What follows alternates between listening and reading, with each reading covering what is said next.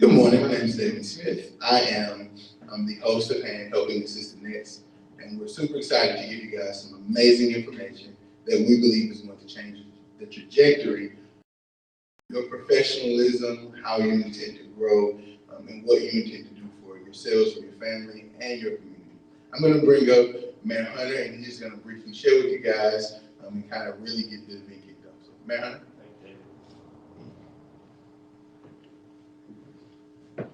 Thank you, David. Good morning, everyone. Mayor Nick Hunter, and trying to speak, I think, a little bit to high school seniors out there, and maybe give you a little bit of my journey and hopefully a few nuggets of wisdom. You know, I started off in the restaurant business. My family owned a restaurant for many years, and quite frankly, I remember being a senior in high school and wondering, do I even need to go to college? Is this something I need to do? And I remember telling my grandmother that one day, and after about 2 minutes of a conversation with my grandmother about me not going to college, I realized I was going to college because she set me straight. And I'm so glad that she did and others did, because I have a degree from McNeese, and it has really shaped who I am and led me, I think, to my path as being mayor and other things in service. I started off in the College of Business when I went to McNeese, and I think it's important you have a plan, you have a blueprint, but also it's okay to pivot. It's okay to change trajectory a little bit. And that's what I did. I had a great experience in the College of Business, but I took history classes for my electives, and those were really the classes that made me want to wake up and go to school. Those were the classes that got me excited about showing up. And so I changed my degree path, and I got a degree in history. And it was really within some of those history classes that I first started being interested in political history, Louisiana political history, and started thinking that this was a path where I could really do some good for my community. So if you would have asked me at probably 18 or 19 years old, I would have told you I was going to be a restaurateur forever. I was going to have restaurants across the country.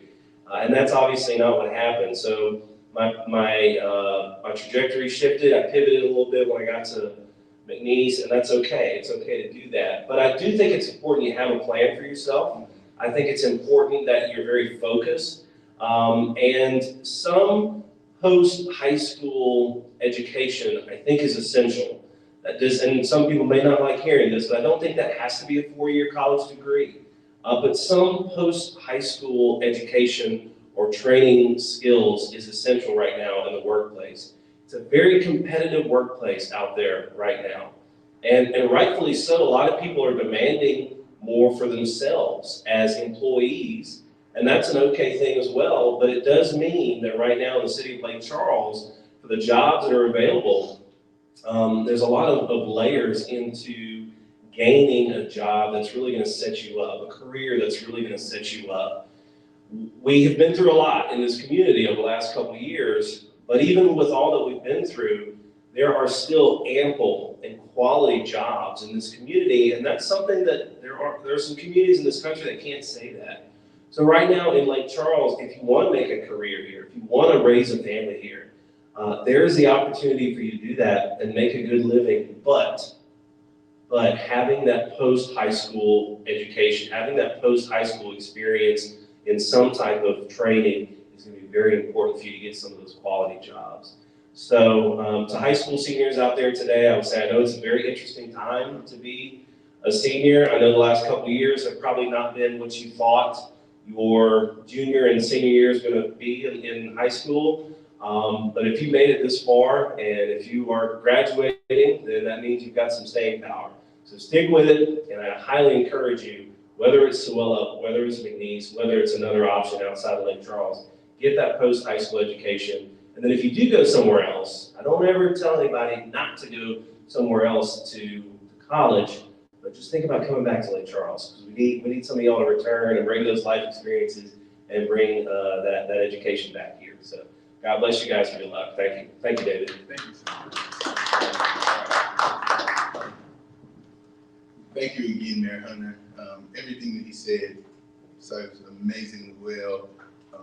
Post-secondary education is extremely important, no matter the facet. I mean, I think another thing that we have collectively determined is very important is once you get that post-secondary education, how your circles and how your influences influence what you're going to do next. And so we like to call that networking. And with that being said, I'm going to invite a dear friend of mine, Deandre Braxton. Just a brief story about Deandre. Deandre came to Lake Charles in 2014 with 2 vehicles and some clothes. And over the course of 8 to 9 years, he's built a phenomenal home for his family. He's become a phenomenal professional, and he does very, very well for himself, speaking of success.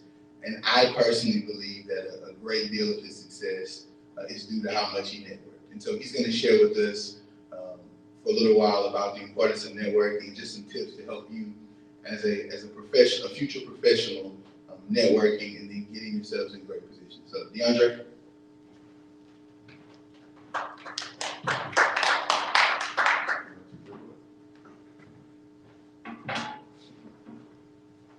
Thank you, David.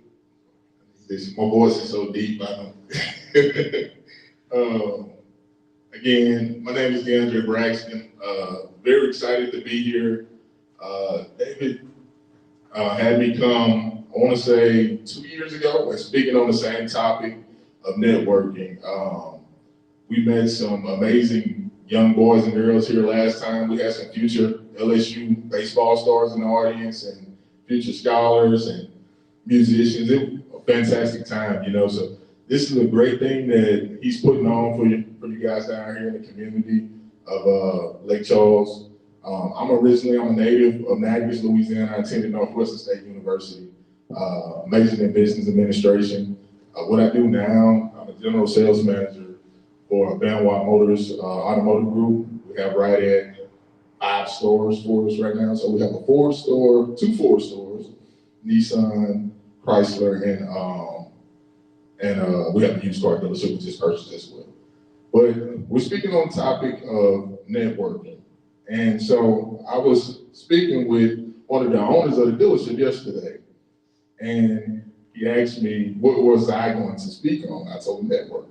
And he gave me a cool tip to share with you guys today. And I'm gonna pull it up here on my phone. And he told me, he said, success is nothing more than a collection of relationships that are maximized to its fullest potential. And I thought, man, that's super cool. I have to tell you guys about that little quote of saying, and he just popped it off the top of his head at that current point in time. And I'm gonna just say it David got me feeling like a minister up here. I won't be for you long, as they would say.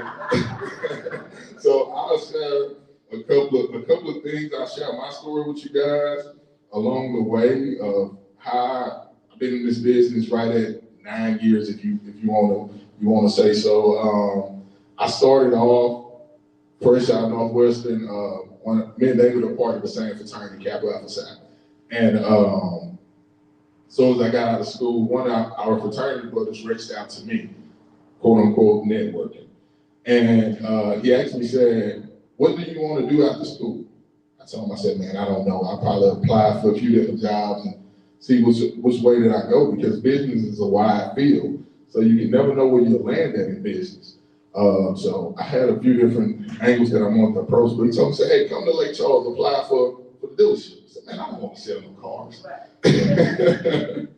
And so he said, man, just come on down here. I have your interview.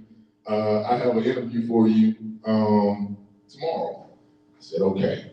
Like David expressed to you early on, man, I came down. I'm a native of Natchez, Louisiana. I have no family in Calcasieu Parish or Lake Charles area, so for none of that. And interview with one of the managers.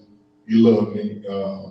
And one thing I do want to pause and just tell the kids at that point in time, we can network and have everything together at that point in time, make the right contacts, but you have to be prepared for the moment when you do arrive at that point in time. Because after that point, he told me, you need to stay another day. I need to interview with Mr. Billy Navarro. I mean, and all you guys in Lake Charles, y'all know who Billy is and this is before Mr. Billy passed away or anything like that, obviously. And so a young kid, 21 years old, talking to $1 million guy, like, what do I say? And he actually told me, he said, you have 5 minutes to tell me who you are, where you're from, what's your education level, who are your parents and what's their education level go in prison. And so at that point in time, you have to be ready for the moment, to seize that moment once you develop these opportunities and networking with people to get to that point. We can just slide and get into the clip and just, I ask the kids, what do you think networking is? And we can give you Webster's definition of networking, pretty generic at that point in time. I'm sorry, I'm trying to pull mine back up right here in front of me. And it just states that it's the action or process of interacting with others to exchange information to develop professional or social contacts.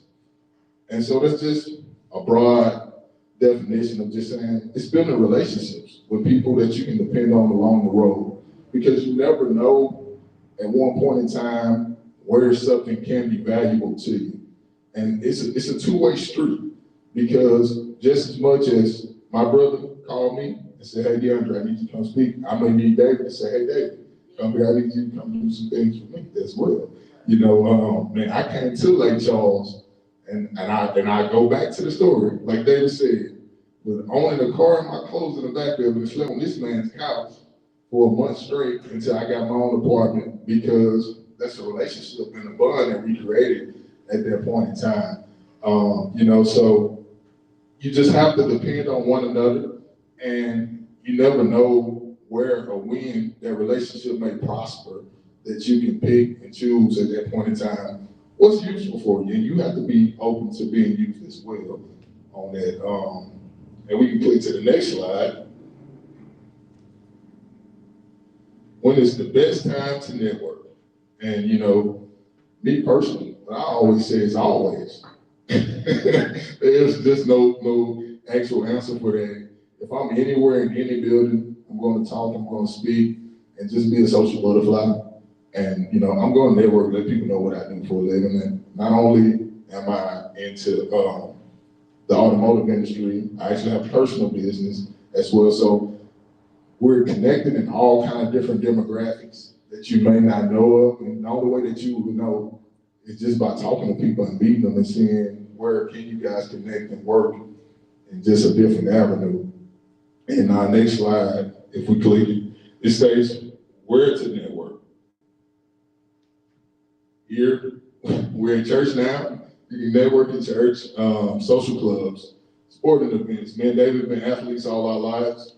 We're a part of the same fraternity. We have, and I mean, some of my best friends are in different fraternities and sororities, universities, colleges, etc. A super cool thing that I think that David has here is, I'm looking out and I see, you know, Suella is here as well. Guys, those connections that you can make along the road there are wonderful. If that's the route that you choose to go and get a fantastic trade and do beautiful other things. And they're gonna speak on that once they get here as well. I'm trying to get past it so we can get on out of here. We click to the next slide. It just says who to network with. Like-minded people. You surround yourself with like-minded people, surround yourself with successful people. I was always told, if you surround yourself around enough positive people, you'll become the next positive person. Or you surround yourself around millionaires, you'll be the next millionaire.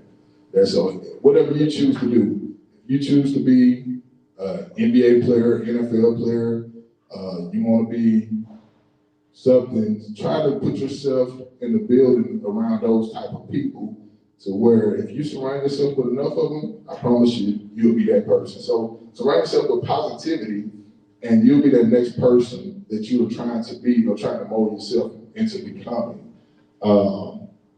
It has to be a give-take relationship. At the end of the day, it's a two-way street. And iron sharpens iron mentality. Always be open to helping your fellow man out, and it will be reciprocated in the same way, guys. Just at that. The next slide, it says, why is networking important?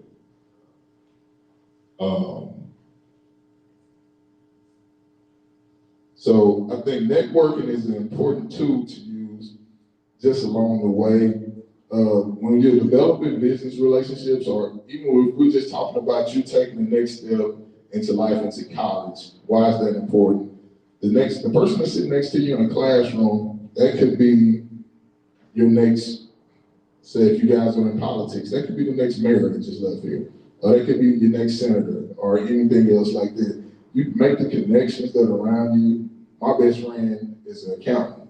My other best friend is a lawyer. So when I enter into the business field, if I need anything, any type of legal matters, I have a lawyer I can call. Any type of finance issues, I have an accountant to call at that point in time.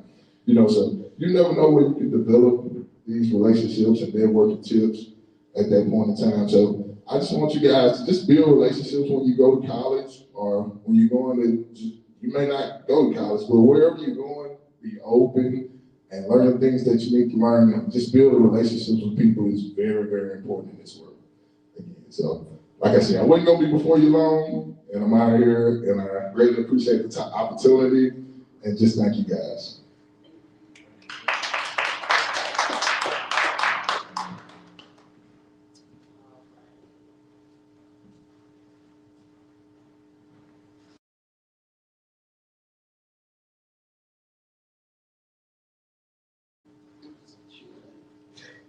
Thank you so much, Deandre.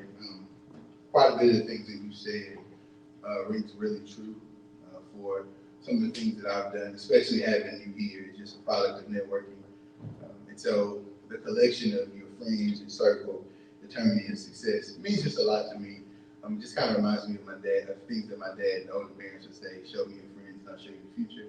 And I'm very fortunate to have a person like you in my circle of networking. With that being said, we will also be bringing up some representatives from Swella. And so Swella, if you don't know anything about Swella, which if you're in lecture, I know you do, it's our technical community college. And what Swella offers is a plethora of opportunities that steer a little bit from a four-year university. And so I'll just take a brief second to interject and talk about the importance of what Swella is.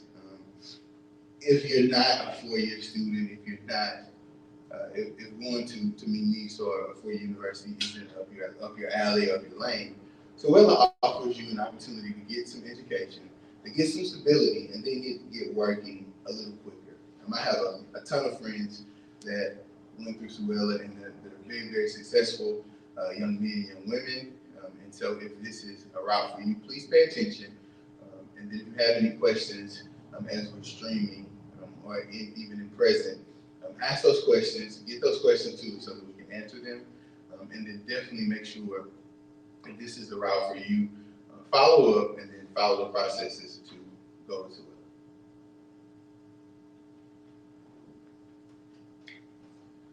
So now we'll bring up Ms. Deandre, and she'll speak to you guys about some of the opportunities.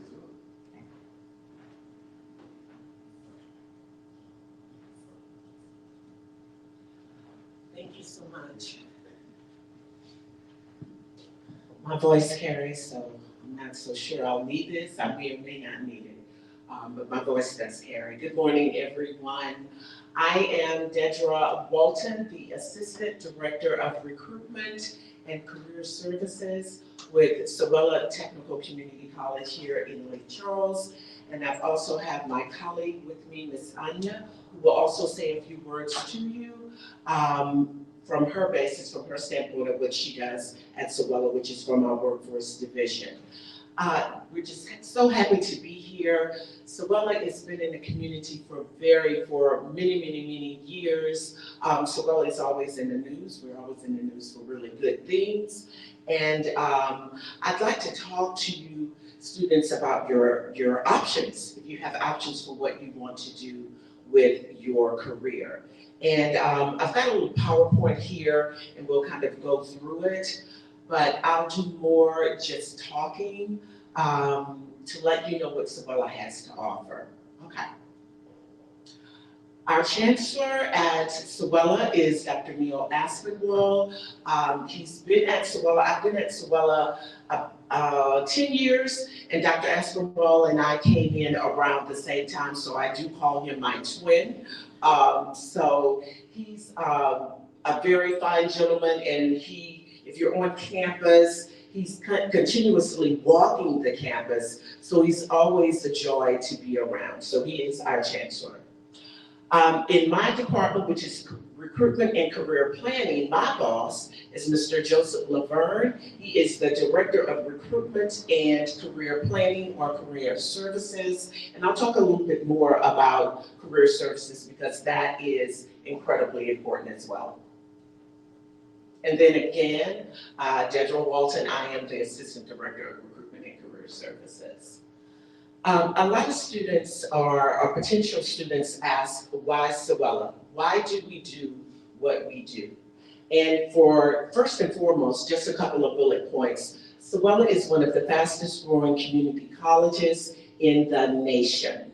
So we offer, for the last 4 years, we have been the #1 community college in the state. And that says a lot, and that's been the last 4 years. Our current enrollment as of, actually, it would be the fall of this just hasn't been changed, but as of the fall of the 2021 semester, we're right at about 2,900 students. We did take a little hit due to the hurricane and of course COVID, but we're building back up to what our enrollment, and we've been recognized for that this year regarding our enrollment. And so despite all of the disasters we've had in this area and the setbacks, Sewella is building our enrollment back, and we've been #1 with that in the state. We have a quality education and affordable tuition. We are one of the cheapest colleges in the state, but we also give you a quality education. We have experienced faculty and staff. Extensive program offerings, and I'll talk a little bit about that. A diverse student body. Our student body is very diverse, which means if you're attending Sewella prides ourselves on our diversity. If you're attending Sewella, you're gonna see people who look like you, and you're gonna see people who do not look like you. So we're very, very proud of that, of our diversity. Small classes with the 1 to 25, 1 teacher to 25 student ratio. I always ask students, what do you think if you are a freshman? What do you think, how many students would you think would be in an LSU freshman class of, let's say, English or math, or a McNeese freshman class of English or math? And most students or most potential students tell me 60 or 100. But if you are in a class, a freshman class at LSU, you're looking at least 600 students in a freshman class. And I ask students if they will feel comfortable talking or raising their hands, how comfortable would they feel in a class that size? So at Sewella, our classes are more, in a word, cozy. You would feel comfortable being able to raise your hand and talk to your instructor or your professor. So we do pride ourselves on that. You have the ability to transfer credits to 4-year institutions. With Sewella, we always say you start here and you can go anywhere. So it's really, really comfortable for students to be able to get a 4-year degree, a 2-year degree, and then transfer to any college or university, especially in the state of Louisiana, where all of your credits will transfer. You can go in with junior status. We're serving 3 campuses, that's fine. We're serving 3 campuses. We have the main campus in Lake Charles, we have a campus in Oakdale, and we have our Morgan Smith campus in Jennings, and we will be adding an additional campus, which will be Sewella-Leesville. So Sewella is growing by leaps and bounds. Again, as I mentioned, rankings by states, we rank #1 in the state, and we have for the last 4 years. Best community colleges in the U.S., Right now, Sorella ranks at number 11, but we've been at number 4, and we've also been at number 7. And this is the best community colleges in the nation. So we're very, very proud of that. These are just some of the, what we offer to our students as far as some of the facilities that we have on campus. The Sycamore Student Center is where any student would come to meet with advisors. If they're interested in attending Sorella, they would also have an opportunity to find out about financial aid. Anything that's dealing with the enrollment process would be found in the Sycamore Student Center. We also have a state-of-the-art testing center where students can come to get certifications, take the Accuplacer that is offered at most colleges and universities across the nation. We do offer additional testing for certifications in employment and training. So the testing center is also located in the Sycamore Student Center. We have our testing center staff that is there as well. These are additional buildings that are located in the Sycamore Student Center. We have a game room where students can just go and relax. We also have the Hangar Cafe that's run by the bookstore. All of the information where you would go to find out about enrollment is located there. And of course, our bookstore is located in the Sycamore Student Center. This is part of our, this is some of our flight advising team. These are the people who would help you to enroll, to help you to make decisions and choices about what you would want to do at Sorella. These advisors also, they remain with you the entire time that you are at Sorella.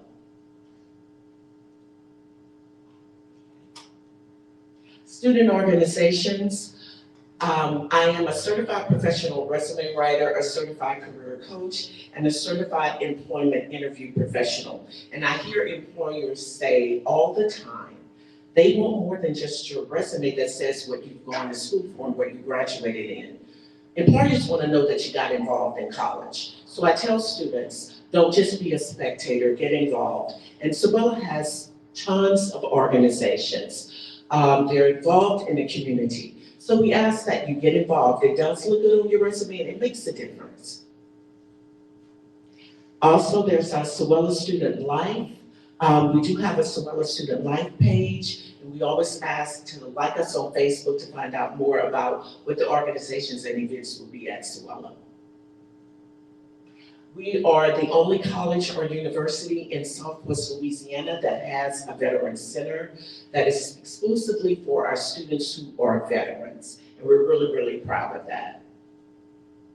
We also have a mascot who is Ace. He is our mascot. So we have intramural sports. We're looking at just continuing for that to thrive. So if you're on campus or come to any of our events, you will meet Ace, our mascot. So like us on all of the social media platforms to be able to follow us and come and find out more about Sorella. Now I would like to introduce Ms. Anya to come up and say a little bit about workforce from her division. Please welcome Ms. Anya.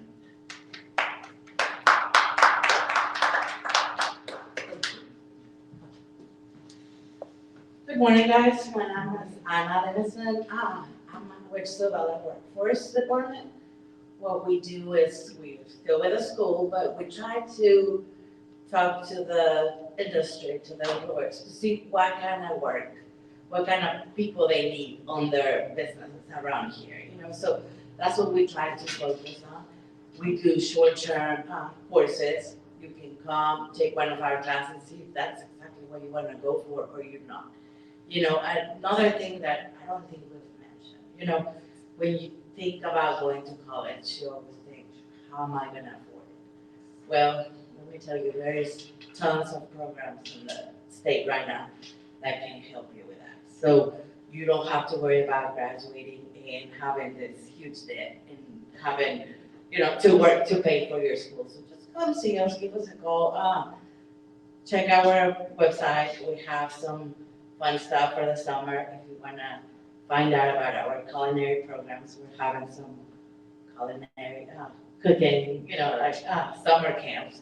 They will be announced next week, so just follow us. We'll be excited to talk to you. Come see us. You don't know about the programs, check our website or just come to our office, and come talk to us. Anybody in campus will be glad to guide you and see who can help you, who can tell you what programs we offer. We want to know your interests, but Savilla's a really good place. People are really coming out of there ready to go to work. They're getting great jobs. I love the school. I love the people there. So we would love for you to join us. And, just think about your future. If you don't think about school, you think about right now you're in high school. You said, what am I going to do after this?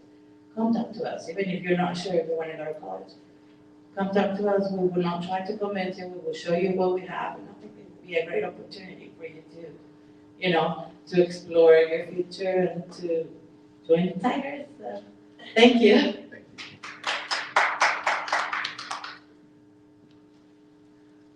Thank you so much, Ms. Anna and Ms. Deidre. Like I said, Suella, that is the option that works for your skill set. By all means, jump in and get some information. And then there's some great resources to acquire that information. We're going to switch topics a little bit to something more of a life skill. And so we're going to bring up a really, really good friend of mine.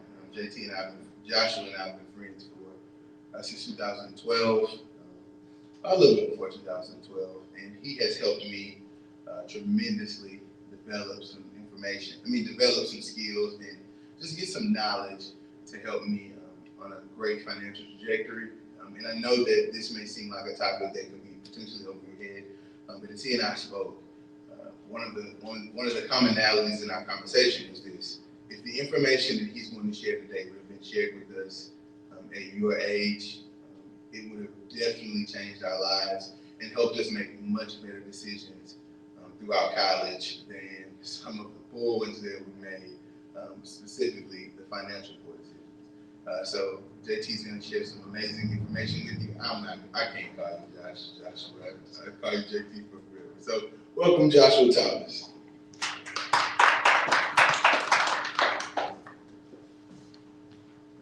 Cool. Good morning, everybody. I think this is an amazing event that David, put on for people in the 16, 17, 18-year-old age range, getting ready to embark in the true essence of life. When David brought the idea to me, I thought it was great because the reality of it is, people in our community aren't really taught life skills. You kind of gotta go through life, adapt, kind of figure it out for yourself.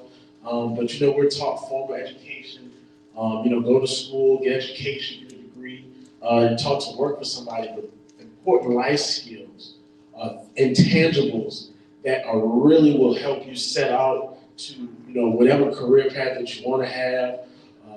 To embark on those realities, to be successful at it. You don't really get taught that. You got to kind of learn that. And when he brought the idea to me to have this event, I thought it was great because just like you said, we were young. No one taught us these things. No one really taught us these life skills that we would need to really become successful. I do think this is a great idea, and I look forward to if he does this again, come back and keep giving my time. But I'm gonna give you a little introduction. My name is Joshua Thomas, like David said. I am a regional vice president with Primerica Financial Services. I am in the financial service industry, so life insurance, investments. I've been licensed in our industry now for 7 years. Time goes by really quick. I graduated from Nicholls State University. That's when me and David met. So I've known Dave probably since 2009, almost 12, 13 years. But how I got started in my industry, let me go over that real quick. I always like to tell my personal story. At the time, I was 23. I was getting my bachelor's in allied health science from Nicholls State, but I'm a millennial, and as millennials, we taught the idea that you go to school, get education, get a degree, and in hopes that you have a job waiting for you, and that was not the case for me. I don't know if anybody's ever felt that before, and kind of looking to figure out what's next, and I really couldn't figure it out. And I was stuck between a rock and a hard place. Fortunate enough for me, I actually ended up going into business with my father, who's actually a senior national sales director with our company. But he taught me a couple key principles, and one was networking. Networking was such a vital resource in college for me because, especially in the industry that we're in, any industry really, networking is important because that can get you connections to people that you may have thought you had never met. And so getting ready to graduate, I didn't have anything waiting for me. I didn't want to get a master's or a doctoral degree because I was tired of school. I didn't want to go back to school anymore. I was burnt out taking a lot of biologies, pharmacologists, pathophysiologists, you name it. I could at the time, I could have given you every bone in the body, every muscle, and I was tired. But I didn't have anything waiting for me, but I knew my dad. He ran a very successful firm in New Orleans. He had been in business for 35 years. And was making well over 6 figures. I liked his lifestyle. And I said, you know what, Dad, I'll give it a shot.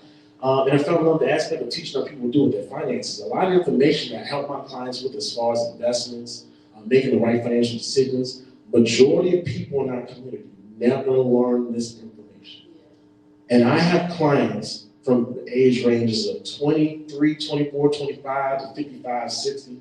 I have clients that make 30, 40 grand a year. I got some clients that make 30, 40 grand a month. It doesn't matter. None of them have ever really been taught financial concepts. We get taught to go get a paycheck, but no one don't teach us what to do with that paycheck when we get it, all right? And so I learned that what we do is very important because people weren't taught it. And so I fell in love with that aspect of teaching how people work with their money. And so hopefully some information I do share with you guys today can be helpful.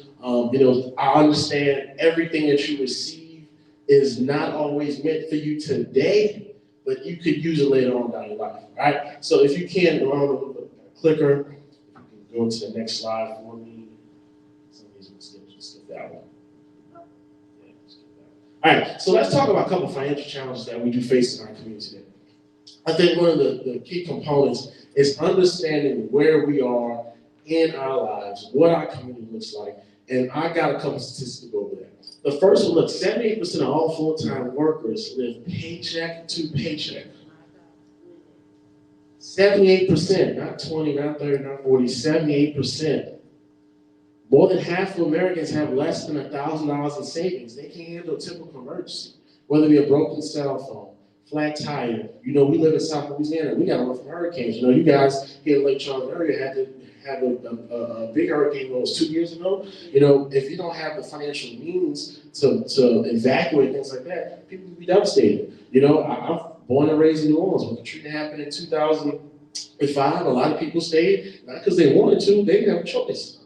They didn't have the financial means to leave, right? U.S. households have an average credit card debt of $15,000. So majority of people that on some form of credit card debt.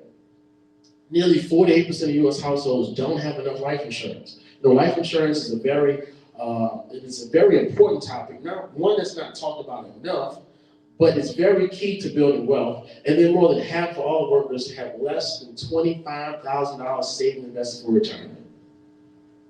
Retirement is not an age; it is a dollar amount. People say, "Hey, look, well, I want to retire at 55 or 60." Okay, great. How much money do you plan to accumulate by then?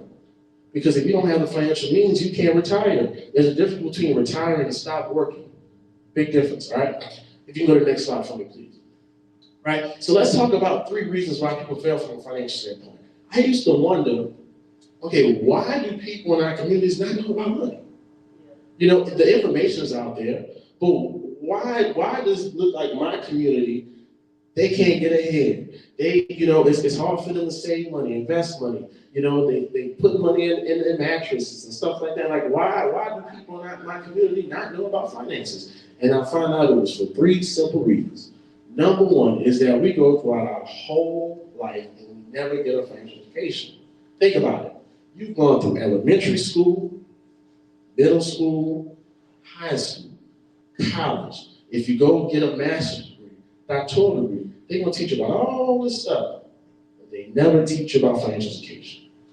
You never throughout your entire life have gotten a money management 101, finance 101. I mean, some folks, if they had a finance degree, they might have gotten a little bit of it, but that's 1 out of 10. The vast majority of our people never been taught financial education throughout school. So you go throughout your whole life, and when are you supposed to learn it? At what point? And so that's why you see people get into these mistakes of, they fail forward, but they learn their finances through mistakes. And that's not always the best way, but it's got to be some way sometimes. But that's the first issue. Number two, they have no financial game plan. They don't have something in writing to identify, okay, well, look, how do I get from point A to point B with my finances? It's just like a GPS. A GPS is going to take you from point A to point B, right? So I drove from New Orleans to Lake Charles today, right? If I didn't have a GPS, I couldn't have gotten here. Throughout your life, you need a financial GPS to show you how to get from turn to turn with your finances. And you really can't do it on your own. And then there's one more. And last, number three, they have no financial coach or advisor. You got, if you got heart issues, health issues, where do you go? You go to a what? A doctor. You got some legal issues, you go see a what? A lawyer, right? You got some financial issues, what are you gonna do? Go pray about it? You do that, that's great. But you need a coach. You need a financial coach or financial advisor to help you with these things, right? Because the reality of it is, if you could do it yourself, you would have did it already, right? So you do need someone in the industry to teach you and coach you to help you make the right decisions. All right. You go next.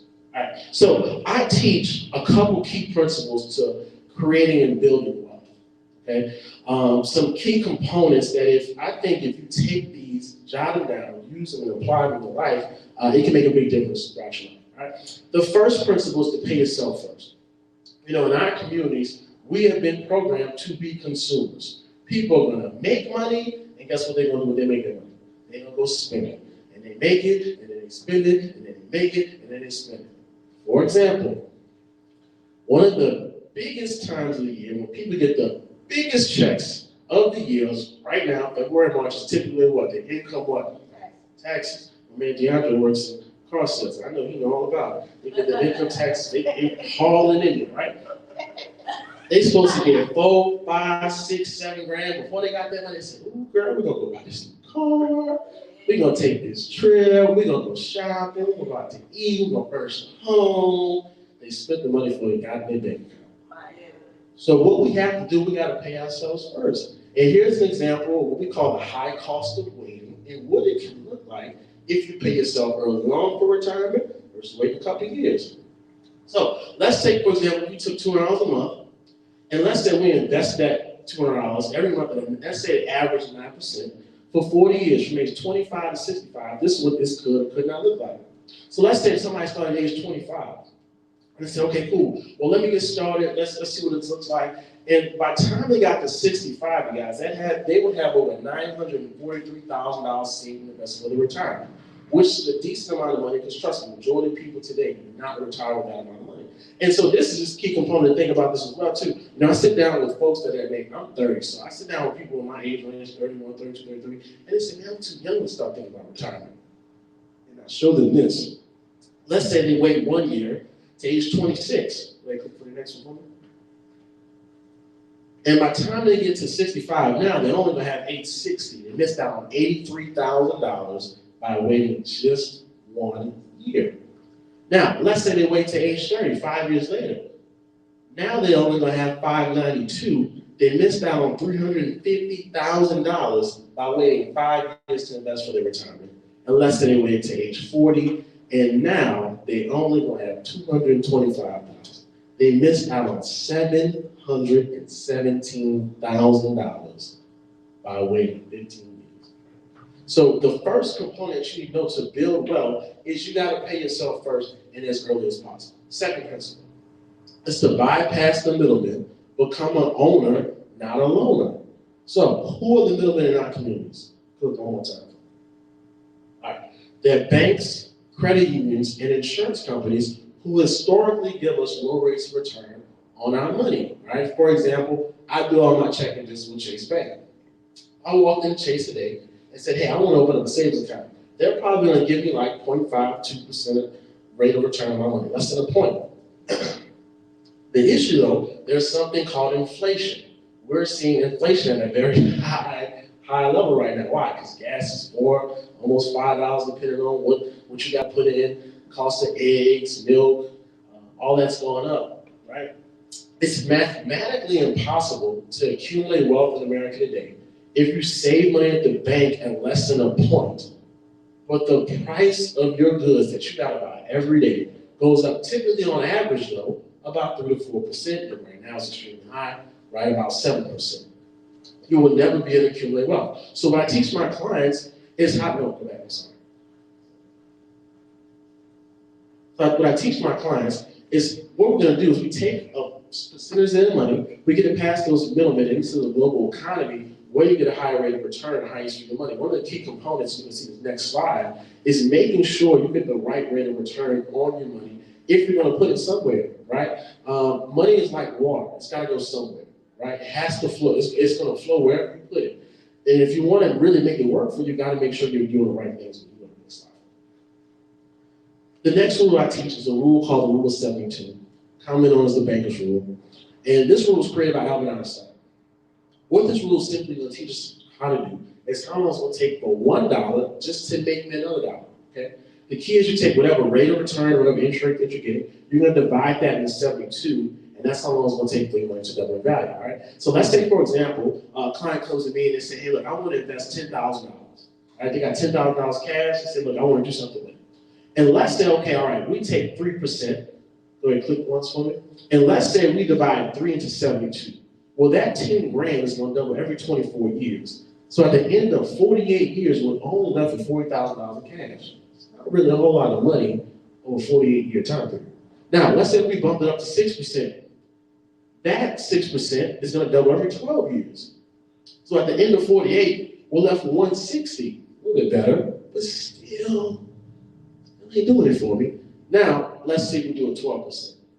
Now that money doubles every 6 years. At the end of 48, left with 2.5 was $2.6 million. Now, I am no rocket scientist, but if I could pick one of the three for myself, I would like the 12%. Wouldn't we agree?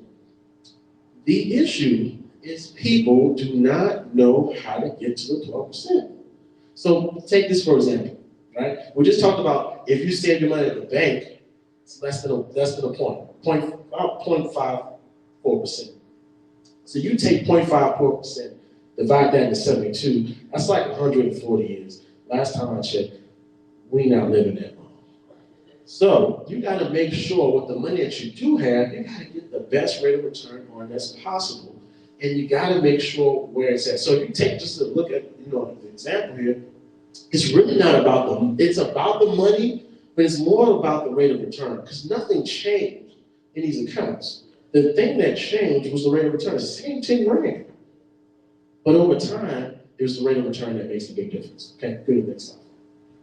Now, I teach people there are 3 fundamental accounts that you gotta have. Do not keep all your money in one account. It's a poor choice of your finances. So the first thing you gotta have is emergency fund. Why? Because I say stuff gonna happen. I don't know if y'all experienced stuff happen before. Yeah, stuff happens, right? Flat tire, cell phone break, wash and dryer break, fridge, gotta work from hurricanes, stuff like that, man. So you gotta make sure you have at least 3 to 6 months of your expenses saved. You gotta save your bread so one day it can save you. It's very important. So that's the first thing you gotta do. Second thing, we teach clients to open up a short-term account. So if you wanna, at some point buy a home, you wanna buy a new vehicle, that's typically gonna be in a 3 to 5 year process. In that time period, you wanna make sure you have a short-term savings account. The last one is your long-term savings or investments. I call this your wealth building accounts.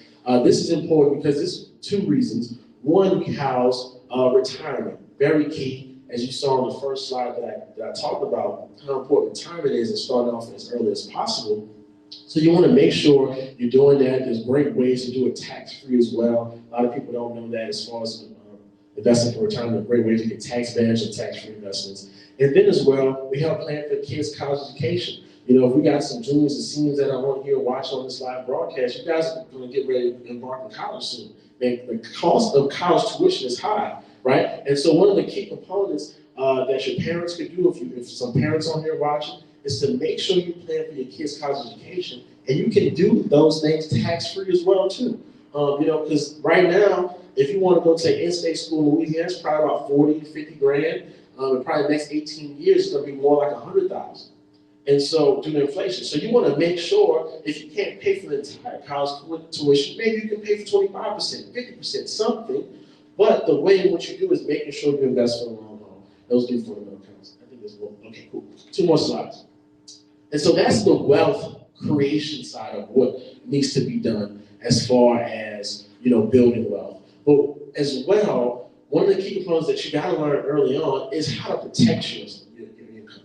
And income protection is very important. It's dealing with life insurance. And I like to talk about this example, right? So let's say, for example, if we had a toaster, right? And every month, that toaster popped out 5, 6 grand, like clockwork, every month. Would you put insurance on it to make sure if you're broke, you can get paid? Yeah, of course. Why not? It's gonna spend our money. Why would not? Well, people go to work 30 days out, 20, 24, 25 days out the month. They take home 4 or 5 grand, and they're like, no life insurance. But it's spending our money.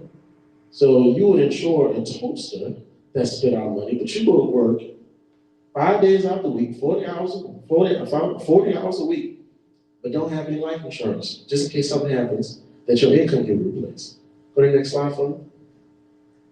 And I'm going to give you an example of how important life insurance is. So let's say, for example, we have a husband and wife. We're going to call them John and Mary. And let's say John makes $3,500 a month, Mary makes $3,500 a month, and they have a beautiful daughter. The total monthly income is $7,000. Okay? Now, let's say on the right are all their bills. Anybody here got bills? Everybody got bills, right? You got a mortgage, you got cars, you got insurance, credit cards, children's groceries, child care. This looks familiar to anybody? Yeah, all right. Now, their bills are $7 grand a month. They are living paycheck to what? Paycheck. Just like 78% of U.S. Americans. Don't matter if it's white, don't matter if it's black, don't matter if it's Hispanic, Asian, green, purple, yellow, orange. 78% of people are living paycheck to paycheck. Now, let's say, for example, this family had no life insurance whatsoever. Not a guy. Click for me one time. And let's say John passes away. John passed away prematurely. Something happened, whatever the case may be, very unfortunate. Now Mary's household income goes from $7,000 to $3,500. I took remedial math in college. I ain't the smartest, but I know $3,500 don't equal up to $7 grand, right? So what happens? Their lifestyles change drastically from a financial standpoint. Now, is she going to be to keep the house, the cars, insurance, credit cards, all that stuff? Probably not. She's probably going to have to get an apartment. I have to get rid of the car. Credit cards, she's probably in credit card debt. Child care, she's going to try to do something. Groceries, slim enough. And so that's what happens when families don't have life insurance. Life insurance is needed for income protection, meaning that is the most valuable thing that you bring into the household. It's not the house, it's not the car. Your ability to produce income is the most important thing for a family. Because without your income, none of this matters. So that's the first thing I understand. Second thing, you gotta understand when you gotta get it. A lot of people don't understand that life insurance is based on a person's age, it's based on their health. So people say, oh, well, I'm 24, 25. What do you like insurance for? Well, you need to get it or something. Why? Because you're young and healthy. The older you get, the more expensive it is. The more, people start developing high blood pressure, diabetes. We like to eat good in the South, like to season stuff really well. And so now life insurance becomes harder to get. So you got to make sure that you can get these type of programs when you're young, healthy, when it's affordable. It's going to be this most inexpensive benefit. It works inverted to car insurance. People like to say, the older you get with car insurance, the less it is. With life insurance, it's really different. The older you get, the more expensive it is. And so life insurance is a key component to building one. That's going to be the last time. And so I hope that wasn't over some of you guys' heads, but these are just some of the key principles I do teach that can really help you start the foundation of building wealth, especially those key principles in the front about paying yourself first, making sure you save your money, making sure if you're going to invest money down the line, make sure you're putting in the right places because that can make the biggest impact on your finances. And I hope that helps somebody. I hope that can make a difference. If not today, down the line, that you can use and actually implement in your life. But I appreciate it. It was an honor being able to come and speak to you guys. David Smith.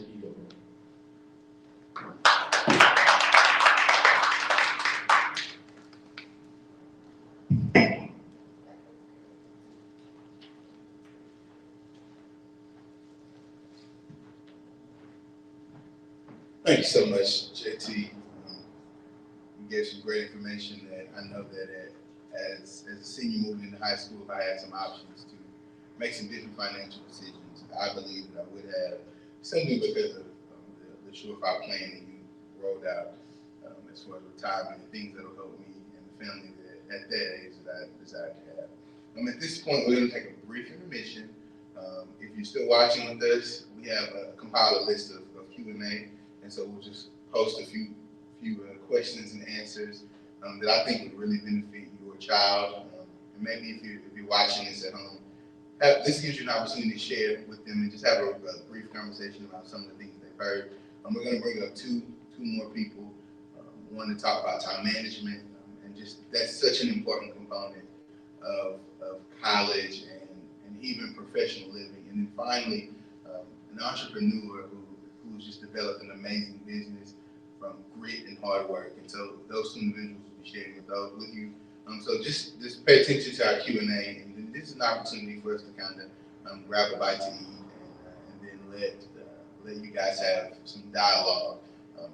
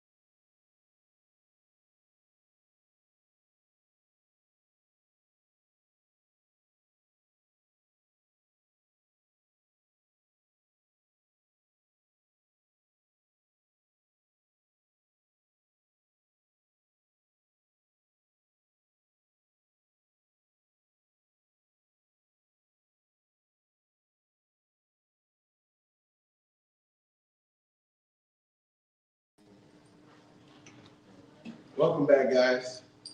Welcome back, guys. Thank you for hanging on with us throughout the intermission. We now will be bringing in a very special cousin of mine. I wasn't going to call her my cousin, but a very special cousin of mine. She's going to speak about time management and what's so important and so special about the space that she's speaking from is that she's a former collegiate athlete. She lives in the largest city in our nation, and she still manages to have two very, very active adolescents and a very busy husband. And she puts all this together, and she looks beautiful while doing it. And so I invited her 2 years ago to say, come give us some tips on what you do to make it work, and how us as young professionals and you guys as future professionals can tap into some of her strategies and do so much so effortlessly as she does. So I'm going to welcome Rylan Cooper. You need it? Do you want it? I don't need it. Okay. Can y'all hear me? Yes. All right. Hello, everyone. Thank you for that warm welcome, David. Yes, my cousin, but it's my pleasure to be here just because I love this event and preparing young people for. Hello? Yeah. Is that better? Okay. So they can hear. Okay, so helping young people get ready for college is very important, and I love that this is a passion of David's, and I'm happy to help whenever I can. This is my second time doing it. The first event was wonderful, as I'm sure this one has been. Forgive me, we ran into a little traffic on I-10, as usual. Again, my name is Rylan Cooper. Is there a clicker? Yeah, she's going to click for you. Okay. I'm from Houston. I grew up in Sugar Land, Texas, a suburb right outside of Houston. And a long, long, long time ago, I started college as a college freshman in 2000. Class of 99 I was. And I went to school locally in Houston, and I was a student athlete. So I knew that I would have a busy schedule, but I did not really understand what I was in for when I got ready for college. And one of the most important things that I learned is by the time I was halfway in, I realized that time management was going to be one of the biggest factors in order to be able to accomplish my goals and get those things done. So currently I work for Sherwin-Williams Paint Company. I am a training store manager. I've been with this company since I graduated high school through a management training program. So I've held several positions, store managers of different volume stores, sales representatives, and I am back in the store as a training store manager, doing what I love, which is helping manage people with their career goals. And it's very similar to what I thought I would be doing when I entered college, and I really love my career. So college was an avenue and a path in order for me to get there. So I would ask each of you individually, but many of you have attended college and understand, but we all go to college for a reason. And I think the most important thing is for you to establish, once you get there or before you even go, your why. Everybody has a reason that they go. They have a goal that they're planning to accomplish. And I think that if you have that clearly lined out and defined before you go, and it's something that you can keep in mind as you continue through the college journey, it will be a good reference for you to keep on going when things are hard, when you're juggling several things, and when time management is very important. And sometimes when it gets a little hard to do those things, you have to go back to that why. So I would encourage all of you that are getting ready to go to school to write down your why. Some people it's family. Some people it's a career or professional goal that they know that they need college in order to do. For some people, it's legacy. They feel like that's what their family requires of them, and they want to continue the tradition or start a tradition of college graduation. So some people, they're preparing themselves for their future, and but either way, you need to establish your why, and you need to define it, and you need to keep that in mind as you set on this journey, and that will help you prioritize your time so that you can continue on the path through the college journey. So I have a quote from Vernon Jordan. "I'm here because I stand on many, many shoulders, and that is true of every Black person I know who has achieved." So I definitely can relate to that. Sometimes your why is because of history or because of the past. You know that you people are counting on you, and you know that it took a lot for people before you, your predecessors, to get here, to have the opportunity to go to college, and that could be part of your why. When I started college, that's a little picture of my college basketball team. A part of my why was family expectations. I never considered not going to college. It was expected. That's not the case for everyone, but both my parents are college graduates, and it was never if I'm going to college, it was where I'm going to college and possibly what I'm going to study, but it never was if I'm going to college. So that was part of my why, that it was an expectation of from my family and maybe of myself. My professional aspirations were part of it. A little history, my mother is a teacher, and my father managed car dealerships while I was growing up, which is a very demanding, time-consuming career. And I always wanted to be like my daddy. I wanted to be a businesswoman because I didn't really even understand what he did at work. I just knew he worked hard, he provided well for our family, and he seemed to like doing it. So I wanted to be a businesswoman growing up, not really clearly defining that. And I thought that college was part of that path and that journey. And possibly it would involve entrepreneurship, maybe corporate climbing. But either way, I knew that college degree was part of that path. And potentially having a career like my father was part of my why also. Go back, please. Lifestyle goals, I heard before I entered college that a college graduate over a lifetime, on average, earns about $1 million more in a lifetime than somebody who does not have a degree. Now, I don't know if that stands, that was 20 years ago. I'm not sure if that holds true because I know that there are many, many careers that don't require the same exact path. But at the time, I thought going to college equals opportunities to have certain jobs that would allow me to make more money and thus live a different life, a better lifestyle. So that was part of my why. And also, everyone was doing it. At my school, college was part of what everyone did, so I was gonna continue along with my peers in that way. But now, I find that what I learned in college about managing my time, managing my priorities, and keeping my why in mind, it has not changed. It is, of all the things I learned in college, in the classroom, time management and focus on priorities and goals is probably one of the things that I use the most to this day. Now my why is a little bit different. I have a family, I have 2 kids, an 8 and 11-year-old, I have a husband, and I have extended family and friends. I have professional opportunities and financial goals that are all part of my why. But as you grow, your why may change, but either way, if you're gonna manage your time properly, and if you're gonna prioritize your life and your goals, you have to keep that in mind. Les Brown said, your goals are the roadmaps that guide you and show you what is possible for your life. And so, like I said, if you're just out here flailing around, not quite sure what you're gonna do, not even sure what direction to head in, you probably waste a lot of time, a lot of energy, a lot of money. And so if you define your goals, even if they change, even if they change a little bit, then you definitely will help you on your path on getting to where you're going. So some of the goals that I had that were specific were graduating 4 years. I'm not sure why that was a goal because I know most people were graduating and it took longer, 5 years if necessary, maybe even longer, especially for college athletes. But I had in my head that college takes 4 years and I was going to do it in 4 years. So that was one of my goals. With the double major at my university, it was business management and marketing. So that was part of my goal and part of my career plan. I wanted to graduate with honors, which was a new goal. I was a lackluster high school student, just straight B average, trying to keep my parents off my back, just trying to get by. But in college, I decided that I wanted to do my very best and do well. So that was part of my goals also.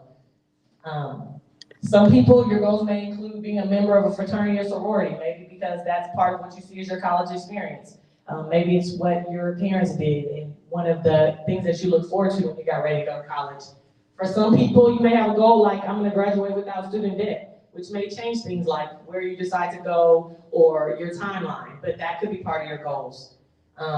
It could be to get into a certain graduate school or professional school. You could have a plan to go to law school, nursing school, medical school, work on your MBA or PhD. Some people, you have maintaining a scholarship as part of your goals. You may have requirements in order to continue to finance your education. And that might be part of your goal setting and part of your why.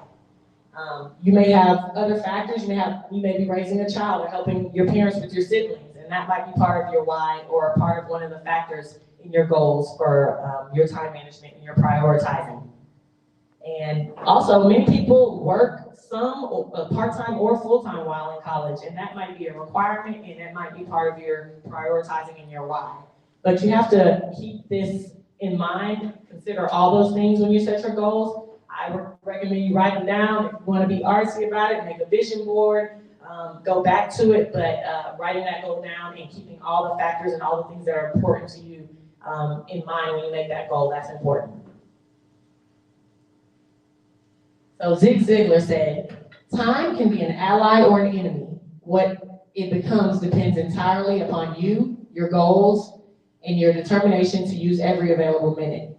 So we all have 24 hours, but some people, we all have the same 24 hours, but how you figure out that time and how it's spent depends on you and that goal that you set and other factors. Some are within your control and some that are not. So some of the factors that should be a part of that while you're a college student are obviously class. It's first because that's what is going to be required in order for you to hit your graduation goal. Another is studying, because not only should you attend classes, but you have to prepare for your exams or your papers, your projects, and so studying is going to be part of that as a college student for everyone. Your assignments, obviously some things you have to turn in by a certain date. Group work, which can throw a wrench in that thing because you have to work around other people's schedules and consider your other schedules, but group work is definitely a part of college. It's going to prepare you for your career no matter what you do, so it's heavily required in many of your college courses. You may be in athletics. A student athlete has, I call it another full-time job. If you're a full-time, if you play sports in college, that's 30, 40 hours a week that you are contributing to that, in addition to your required schoolwork and a required minimum amount of past classes or hours, so a full-time schedule, or the band, which is also can be very demanding. Your church and your ministry, if that was a part of what you did before you went to school, you want to keep that as a part of what you do while you're at school, and maybe even more so. If you choose to go away from school, you're going to have to find that community or that church that you can be with. And it may not be the traditional way that you've always gone. It may not be the same Sunday service. It may be a small group. It may be a Bible study. But you want to keep that as a priority and definitely not let that slip from you. So then there's family. You have to eat somewhat in there. You still have to take care of your body with your hygiene.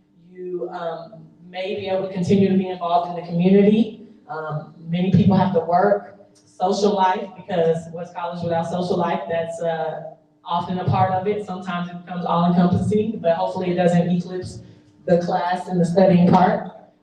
Sleep, which some people do a lot of in college. I didn't do much, I will say that. That's probably hit the back burner for me. And then as you get further along in your college experience, in order to prepare for the work, most careers require some sort of internship. Some are paid, some are not, but you have to fit that into your schedule also.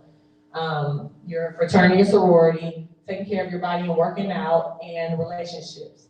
So that's a lot of tiles, and with 24 hours, you're gonna have to do some real maneuvering, some real planning in order to get that all taken care of. So Thomas Edison said, having a vision for what you want is not enough. Vision without execution is hallucination. So the goal, we talked about it, we all need it, everybody has a different one, but now it's time to actually do it. And so that's where the time management and the planning comes from. So some things that you may not be used to, because high school students usually don't have as much say about their scheduling and their classes as you would in college. In high school, much of it's laid out for you, and you may have a little bit of flexibility, but in general, in college, you have so much choice. So does anybody here watch All-American? What about All-American Homecoming with Simone, the spinoff? No? Yes? Okay. So I thought it was so funny. I was watching, as I was getting prepared to come down here, the last episode, well, episode 2, one of the kids from All-American, Simone, she goes to school at HBCU, and they are chronicling her college experience, and it's her first week when she gets there, and this whole episode is about time management. And when you watch it, you you think this is a bit extreme, but then when I broke it down, I said, this is not extreme at all. This is very realistic about what can happen when you get to college. And so many things were thrown into this new college freshman's, into what so many unexpected things happened to her that first week. She was a college athlete. She came to play tennis. And so she had to, it started with her standing in a long line, getting ready to schedule her classes and looking through this big book, trying to pick her classes. And so obviously classes are first, but if you are able to get a hold of that as early as possible and have what other things that you have to take care of within that period of time early, that will give you a lot of flexibility. College classes fill up at the time that you want them. You need to know what classes are required and how you can put put them in the order that you want. Because if you wait and see what's left, then oftentimes you don't have so much say in your schedule. You have to consider all kinds of things that I hadn't considered. I know I was hit over the head by the fact that I probably shouldn't take 8 o'clock classes anymore. I thought, no big deal, I'm in high school, school starts at 7:30. I can take an 8 o'clock class. But my first semester in college was the very last time I ever took an 8 o'clock class. I learned some things about myself and realized that was not good planning on my part. So as soon as you're able to pick your classes, I would suggest doing that, look through that book and see, considering all your goals and the other things that you have to work around, what works for you in your career plan, your college plan, and your lifestyle. Go back a little bit. So you want to have a plan for what you're going to register for, and then you need a backup plan because you may not, those classes that you plan to get in the times that you want them, they may not be available. So have a plan B and C. Know yourself a little bit. It may take a semester or two to figure out what works right for you, but if you realize that you work better for evening classes or that morning classes and getting your day started works well, go with that. If you have to work around athletics, or you have to work around a job, full-time or part-time, you can definitely factor those things in when you choose your courses.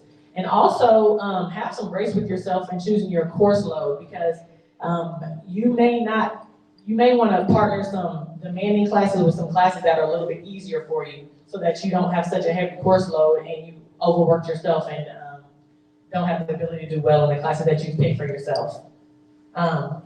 Set aside study time. So I always say this, it's just my experience. If you go to school and you only go to school, meaning you don't have a full-time or part-time job and you do not have athletics, especially freshman year, a lot of the fraternity and sororities you're not able to participate in, you have a lot of free time. But if you get on a disciplined schedule with your studying and make that a part of your daily activities, that will help you in the long run. Starting to get disciplined with that is an advantage. I feel like if you only go to school and take your courses, you probably have too much free time. So studying and setting specific time for that is important. I would recommend putting it in your actual calendar, just like you do your courses and your course load, and then sticking to that. You may be able to consider taking some online classes so that maybe you don't have to go actually out into the class, and that may work for you depending on your schedule, but look at all the options that are available for you. And then challenge yourself to be realistic. So that's what I was talking about the times in which you choose your classes, the course load in which you give yourself, and any other factors like work that may play a factor in that. I pulled a couple of example schedules, but in school, and it's hard to see, but if you see the blocks, oftentimes your days as a college student will not be the same like they were in high school unless you're already on block scheduling. You'll have classes Monday, Wednesday, Friday, or one day a week, and you have other classes on Tuesday, Thursday. So just keep your schedule in mind, actually make a physical calendar, and then put them in your own personal calendar so that you're making sure that you're not overlapping. And as you can see in these schedules, there's room in between. You're gonna have to eat. You're gonna have to get to your classes. You're going to have to put that workout time or that study time in there. So, and you may have group projects in which you want to be able to do while you're on campus, and having time in between your classes to get those accomplished will be important.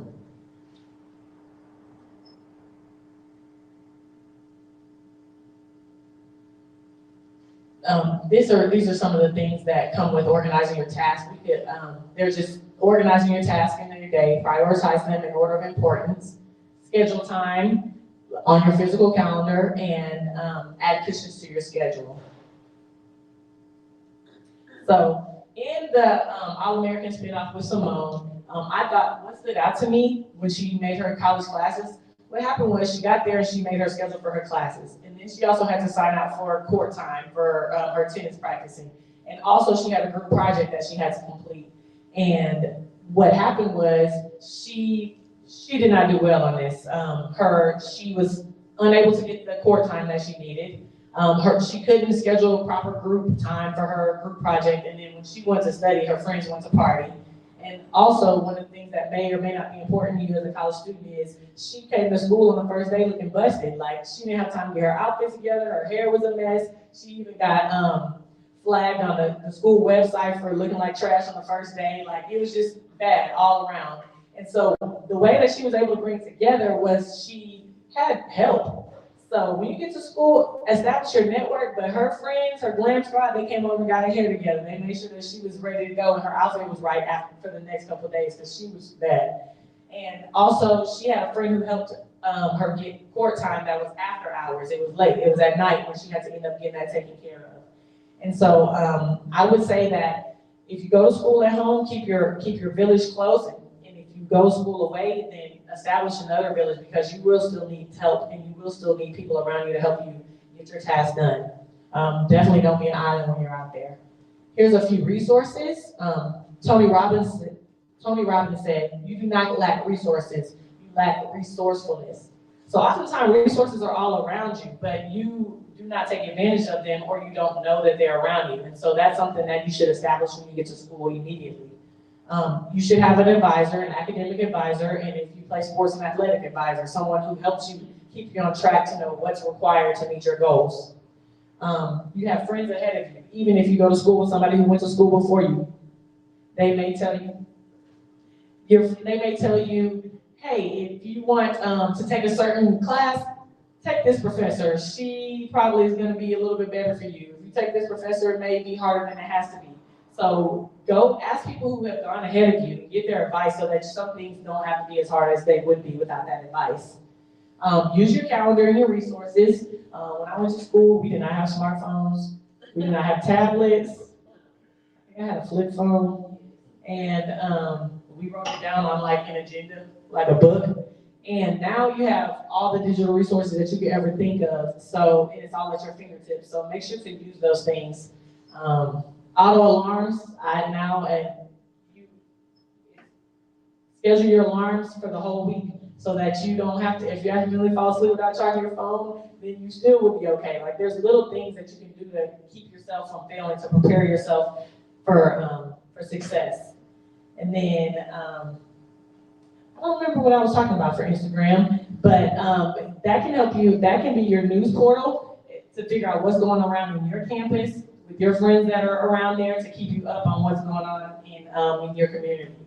And then, of course, if you have invested in time to come to a college knowledge seminar, then you are already ahead of the game because you're preparing yourself for the future in ways that other people haven't. You will be one step ahead of your peers and even more prepared. So prepare yourself and use the resources that have been given to you or shared with you in order to prepare more for your college experience.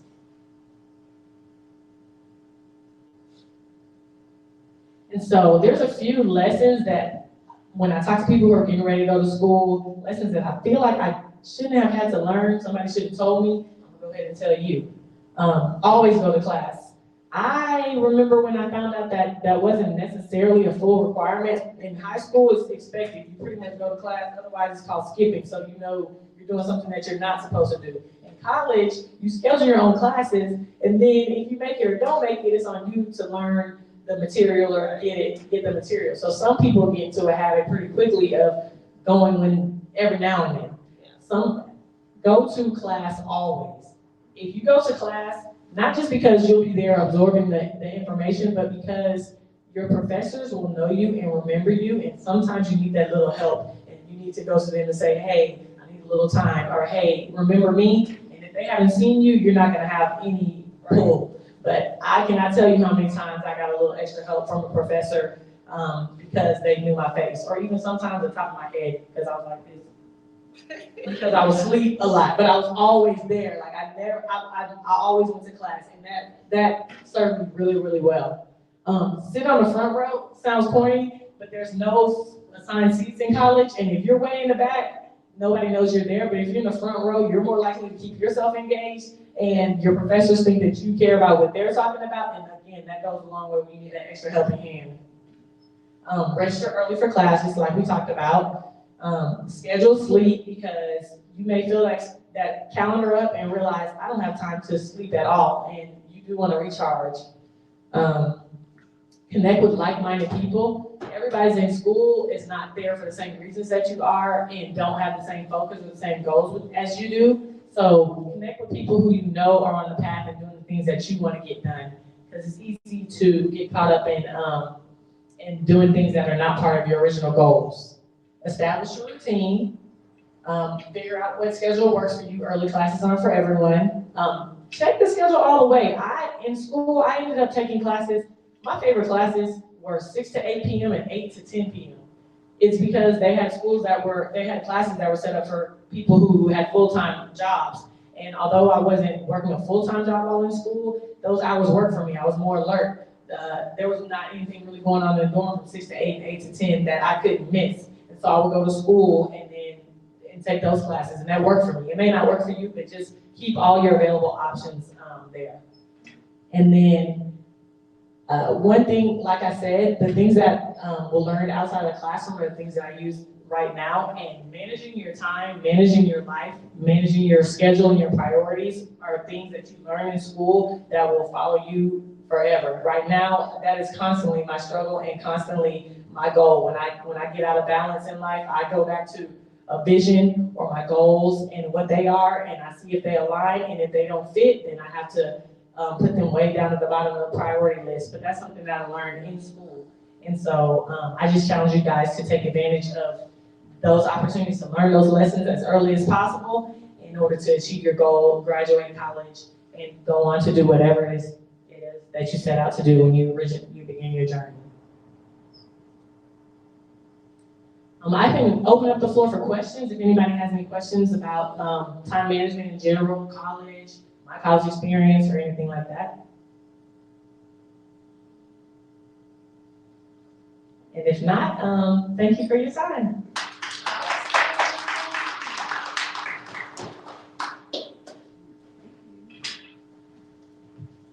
Thank you so much, Rylan, for some amazing nuggets that I know that we can all use, not just in college, but especially what we're here for is to help prepare you for your specific profession.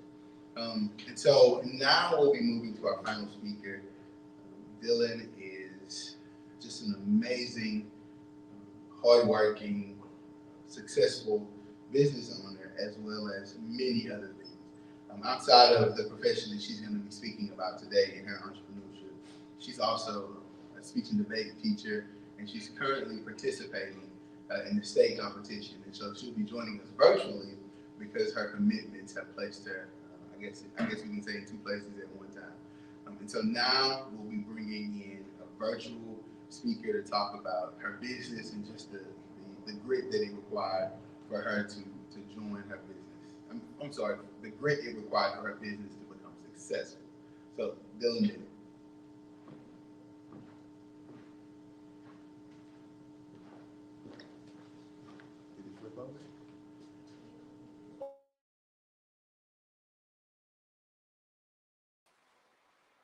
Can you guys hear me? Yes, no, maybe so. David, can you hear me? Text me and say yes. Yes. Oh, okay, I can hear you guys too.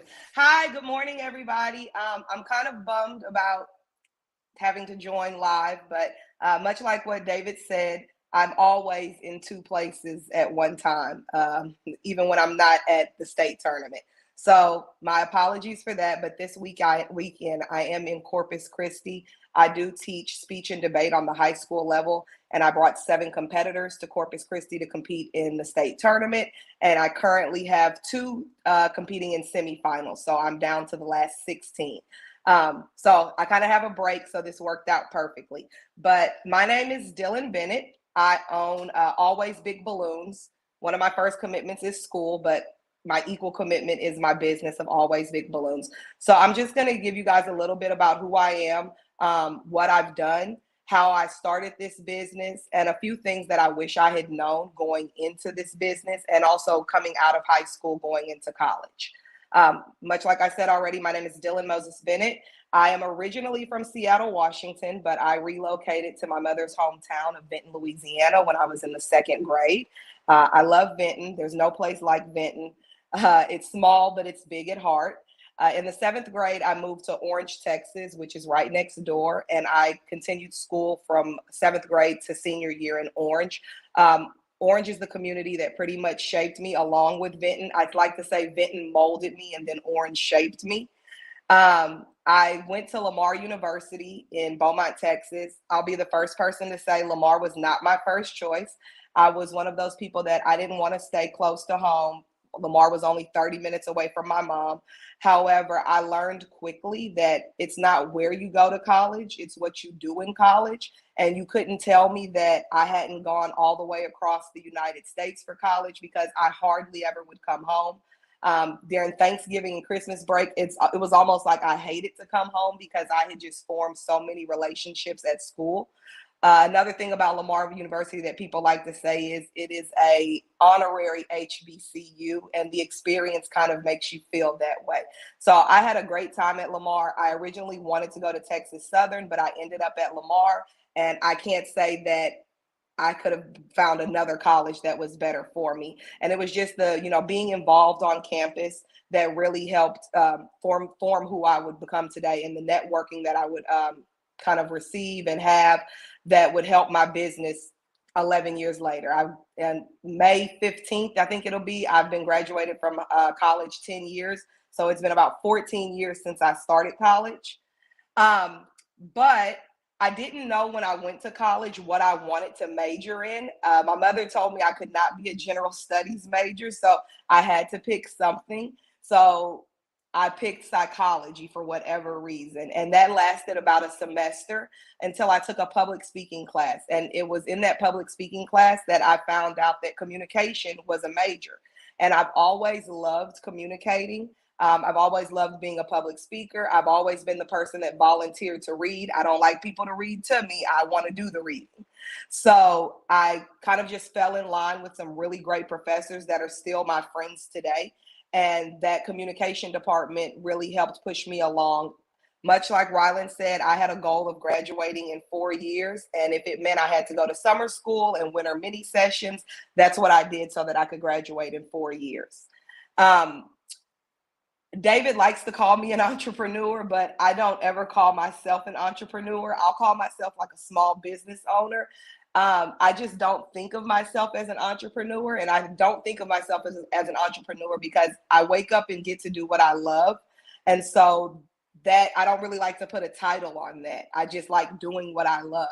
I'm actually in my last year of teaching, so I am going to leave the teaching profession to do more of what I love, hopefully. I have owned a few small businesses. This one has probably been my most successful and the one that I've loved the most. I found a passion with balloons. So I'll kind of tell you that a lot of times you spend a lot of your energy trying to figure out what you're passionate about. At least I know I did.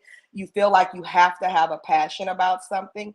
But the truth is, if you know, you know. And when you know, you know. When you know your passion, or when you have your passion, when you're experiencing it, you'll know that that's your passion. A lot of times we confuse things that we like or things that we love for things that we're passionate about, but those aren't necessarily things that are passion of ours. Those are things we like. We enjoy them, but they're not something that we would want to wake up and do no matter what. I was once told by a college professor that if you're not willing to do it for free, and you're not willing to do it full out, then that's not what you're passionate about. And I learned that with the balloon business. For the first 6 months of this business, I did little odd jobs for people just to have my work seen, just to have things that I would, be able to have content on, things to do, ways to make me better at balloons. And that's when I knew, when I was willing to, or when I was excited to do things for free, just so people would see my displays, I knew that the balloons were my passion. So how I got started in the balloon business was I originally would do events, small events for friends, family, things like that, tablecloths, centerpieces. And I liked that a lot because I liked the creativity of it. However, a friend of mine was having a baby shower and I saw these balloon displays and I had never seen them before. I saw them online when I was looking on Pinterest for ideas for her. And I looked at the balloons and I thought that is so cool because everybody loves balloons, you know, whether you're young or old, when people see balloons, it immediately catches their eyes. You know, they're intrigued by them. They think they're wonderful. So I saw this display and I said, I want to recreate something like this for our baby shower. So I ordered all the materials. I watched a couple of videos for a few weeks and I said, okay, I know I can do this. And when I look back on what I did now, I think it's the worst thing in the world. I hate it. I hate even looking at the picture of it. But it's a reminder of the growth that I've made. So I did this balloon display and people thought it was wonderful. How people thought it was wonderful today, I'll never know. But that kind of opened up the door for more people to ask me for displays. So for at first, I didn't think my work was good enough to charge. So I would just do things for people for free, just to have an opportunity to do them, have people see my work and a way to get better at it. So one of my first pieces of advice to you is you're going to have to sacrifice. And so that means you're going to have to invest in yourself. So when I was doing these displays for free, I was paying for the materials and I was paying for my own time. And that kind of made a way for me to make a profit off of it. So your passion can't be something that you're looking for profit on. Your passion just has to be your passion, and then your profit will follow your passion. Another thing that I kind of wrote down to tell you guys is you have to know when to say no. That has been a struggle of mine, and it's still a struggle of mine. As a small business owner, sometimes it's hard, and I want everybody to have a wonderful display of mine. So at times I will take on 3 and 4 jobs in the same day, and I burn myself out trying to complete all of them just because I don't want to say no. So I also have to get better at that. But you have to know when to say no, and not feel guilty about it, not feel bad. And people understand that when you're able to say no and explain it to them, people get that. Another thing with running this business, I always recommend to people that you run your business as a customer.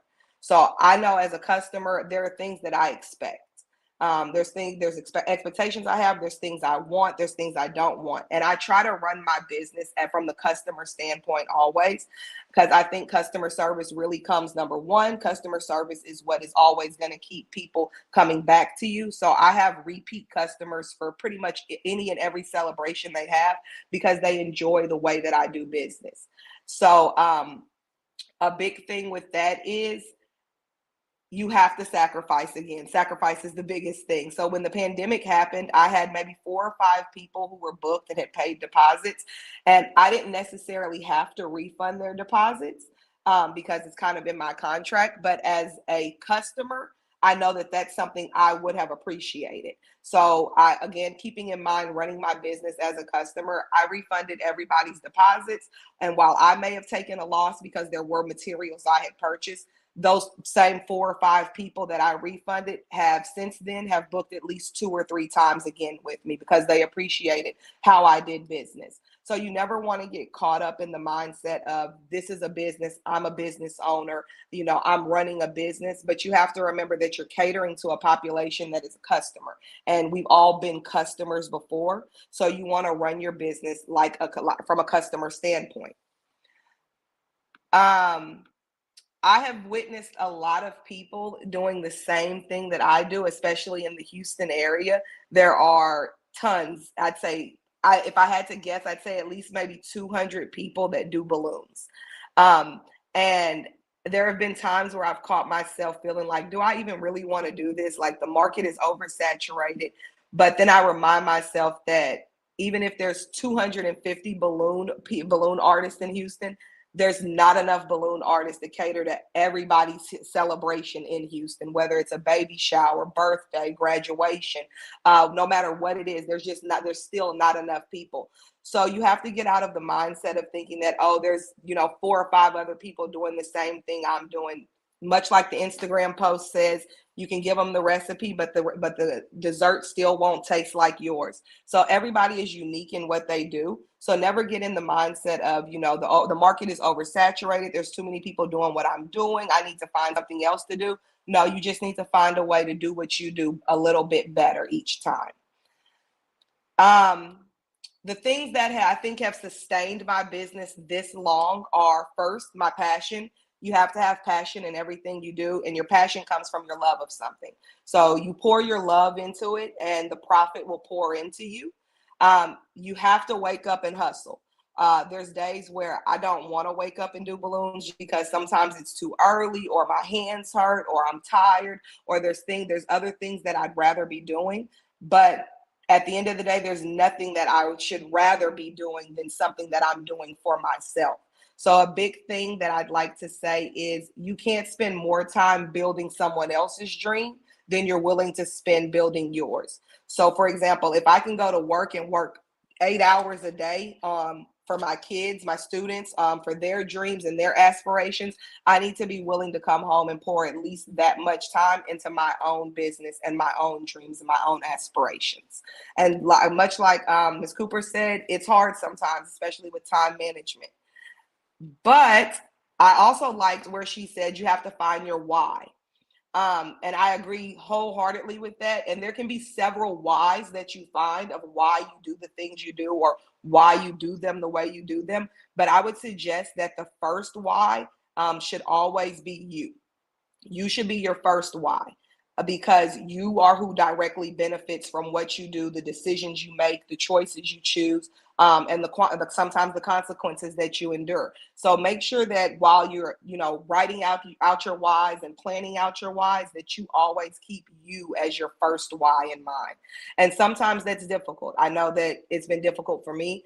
Honestly, if I had known now what I knew then, some of you may disagree, but I probably would not have gone to college. I'm thankful that I did, but I just know that with my personality, with my hustle, with my passion, that I'm confident that I could have done, just as well without going to college. But there are a couple of things that college did for me that I probably would not have had, which are the friends that I made, the networking opportunities I had. And those people are people that still continue to pour into my business and still continue to connect me to people that I may not have known. So David likes to always say that I, do balloons for celebrity clients. And I guess that's kind of the case. I often don't think of it like that, but some of the people that have seen and had my balloon work are Drake. I've done balloons for Drake. I've done balloons for Bow Wow. I've done balloons for James Harden. I have done balloons for Gianna Floyd, who is the daughter of the late George Floyd. I just did her birthday party. That was probably one of my biggest setups and probably the one that I liked the most. Another thing is you have to always look for ways to be better. Don't ever be content. I have never had a balloon display that I've done up to this point, and I've been doing balloons since 2019.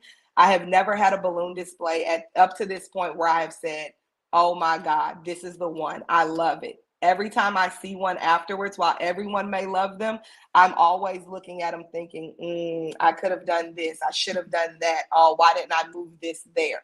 So don't ever get content or comfortable. A comfort zone is a beautiful place, but nothing ever grows there. So I don't ever want to be comfortable. I always want to be challenged in what I do professionally, what I do with my business, what I do personally. If there's not a challenge for me, it's just not something that I want to do. So a few things that I wish I had known was prioritizing my whys, making me my first why always. A lot of times I've done things in hopes that my mother would love them, or I've done, I've taken her suggestions on things that I should do because I knew that it would make her proud. And while I always want to make my family proud, the person that I have to want to make proud first is myself, because I'm the person who has to live with the things that I choose, the decisions that I make. Another thing that I often see kids take for granted and not use enough of is technology. While you all use technology for Snapchat and Instagram and, just having a great time, if I had had as much technology as you all had, I probably could have been valedictorian of my high school class and college. Google can teach you anything, but you have to be willing to learn. You have to be willing to research. That's one of the big things that I think we often take for granted is the power of the internet. And while we use it for fun, that's great, and we use it for entertainment and socialization, that's wonderful. But you have to be willing to research and find things on Google that you want to get better at, things that you want to execute. So Google can literally teach you anything and everything. Never be afraid to stop learning. I'm a teacher, but I'd rather be a student, because as a student, I'm constantly finding ways to be better. So you can't ever be too big or, too much where you say, oh, I don't need any more development. I try to buy a class on balloons like at least once a month from other balloon artists that I think are like way more amazing than myself. And that's me investing in myself and investing in my craft and also wanting to learn and do more. So Google, you don't always have to pay for a lesson. YouTube, TikTok even now will, teach you all of the things that you want to know and even more than you ever thought you could know. Another thing is people want to collect on profits and people want to make all of this money, but you're not willing to pour that much money into it. So you have to invest in yourself before you ever expect that anyone else will do the same. Consistent, you have to be consistent. Like I said, on the days when you don't want to do anything, those are the days when you need to do more than that. You need to really go hard for yourself before you expect anyone else to. Your work ethic is going to tell a lot about you. It's going to tell other people. I like to say that we teach people how to treat us. So if you're lazy in your work ethic, people are going to be lazy with you. If you're not confident in what you do, people aren't going to have any belief in what you do. So you have to show up like nobody else and show out every time for yourself, because that shows other people, your expectations, what you can do, and it makes people want to be a part and be connected to what you do. You have to have flexibility. You have to know that there are going to be some bad days, and there are a lot of bad days. The bad days don't outweigh the good days, thankfully, but you're going to have some bad days. Things aren't going to go the way you planned, because we can plan for a picnic and then it storms and rains, or much like in our neck of the woods, then we have to evacuate for a hurricane. So you have to be flexible in what you do. I like to have a plan A. I like to have a plan B. I like to have a plan C. I like to, a lot of times people think it's negativity, but I like to think for all of the possible things that could go wrong. So if I've outlined all of the things that could go wrong, I'm prepared in any scenario, in any, situation. Another thing that I would say is a big thing is you have to believe in what you do more than anyone else believes in what you do. My mom thought I was crazy when I said, I'm about to start doing balloons. And while she believes in everything I do and she's willing to support me, I don't think she 100% bought into this balloon business until I started showing her and teaching her like all of these things and all of these places balloons can take you, and you see balloons everywhere. So there was a girl that I knew, I just know her from Instagram. We're friends from Instagram because she does balloons as well. And she used to work a corporate job where her salary was $150,000 a year. She started playing around with balloons, and 9 months after she started kind of playing around with balloons, she decided to quit her job because she was happy at her job, but she was more happy doing balloons. In 9 months after quitting her job, the first year that she did balloons full time, she doubled her salary, just from waking up doing what she loved. So while I haven't gotten to that point yet, I hope to one day, but that's just her believing in herself, believing in her brand, and pouring all she had into it. And it pays off. So there's many times where you think about, the money aspect, the financial aspect of things, and while money is important and we do need money to live, you have to think more on side of what makes you happy, what you're going to be okay with doing every single day. So I don't really have a lot. If anybody has any questions, you're more than welcome to maybe like if David could put them in the chat or David can ask them for you. If you don't have any questions right now, you can always contact me. You can send me a message on Instagram. The balloon page is at Always Big Balloons. So I'm always willing to help people, work with people. If you want, one day you can come help me and shadow me. So I always need help with balloons. So I'm more than willing to have you along for the ride. Does anyone have any questions?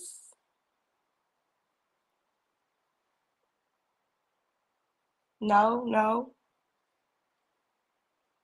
Well, this is depressing. I wanted at least one question. David, ask a question.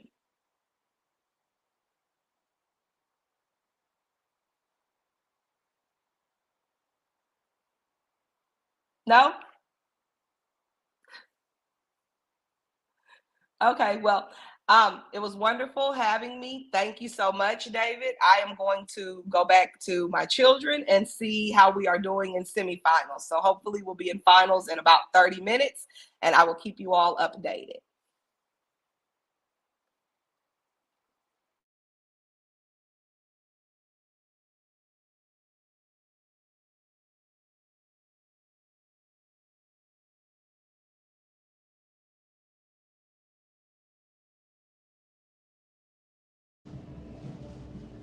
Thank you guys so much for sharing with me and this morning and this amazing event. Just in case you're still watching, Dylan, I did have a question. My simple question was, how do you deal with your challenging customers? The clients that you deal with as a great business, how do you handle those crises and those awkward conversations? And I know you've been very, very open about making sure people treat you how you tell them how to treat you based on your work ethic. And so whenever they go against that preset conversation, we just want to know how you handle it, because I believe that as a prospective entrepreneur, maybe you can give them a tip on what to do whenever they run into those situations. But, so just put that answer in the chat, and I'd love to open some dialogue in the future about how to deal with those type of customers. And so guys, now at this point, we have concluded what I believe is an amazing day. I know that as you guys get some opportunities to go back and watch this video, and as we do some edits to help you in the future to capitalize and to capture some amazing information that you had, I know that it'll put you on an amazing trajectory. It'll just start you on the proper foot. I won't say right or left, but the proper foot to make sure that you're super successful. This is something that we will be hosting in the future. I don't know what capacity, but I do know that it's very important to recognize one specific area, and that specific area is this: as a professional, you need assistance. And so we're gonna make sure we do whatever it is that we can to assist you, connect you with the right people, and just put you on a positive trajectory based on what we can do for you. I wanna say a very, very special thank you to Joshua Thomas, Deandre Braxton, Rylan Cooper, Dylan Bennett, Lawrence Carter, Danielle Scott, and everybody that joined in, the Eastern Stars, each organization, G Entertainment, my mother, just my mother-in-law, my wife, everybody that had a part in creating this. We really want to say thank you, and I'm elated to Mayor Hunter, especially the representatives of Tuella, for them sharing with us this morning. And just giving you guys opportunities to get more information. And just in simple, I'll close with this. What you do with the information is going to create how we move forward. And so we believe that we gave you some great information. And now it's your opportunity to take that information in and to make of it as you will. I know you're going to be successful. I know that you're going to be on a great path. And again, thank you for sharing with us. Thank you for being here, and let's keep on helping each other, because it definitely takes a village to raise a child and to make sure that child's successful. Thank you.